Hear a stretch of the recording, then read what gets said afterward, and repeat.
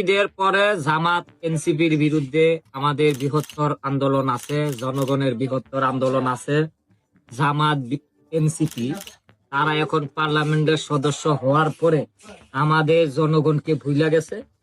তাদের এখন পার্লামেন্টে গিয়া তারা খালি জুলাই সনদ চিল্লায়।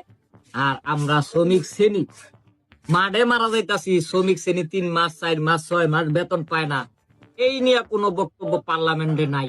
জামাত এনসিপি কে আমরা জনগণ পার্লামেন্টে পাঠাইয়া ভুল করছি, আর ভুল করা যাবে না। তাদের বিরুদ্ধেই আমরা ঈদের পরে আন্দোলন হবে। কেন তারা শ্রমিক শ্রেণীর ব্যাপারে পার্লামেন্টে কথা এখনো বলতেছে না? শ্রমিকের মজুরি 25,000 টাকা বাস্তবায়নে কেন তাদের কোনো মতামত পার্লামেন্টে বিল উত্থাপন দেখতে পাচ্ছি না? এই জন্য জামাত এনসিপির বিরুদ্ধে আমরা জনগণ মাঠে নামবো। কেন শ্রমিক শ্রেণীর মজুরি 25 হবে এইটা নিয়ে আলোচনা সেইখানে পার্লামেন্টে জামাত এনসিপি করতেছে না, এই জন্য।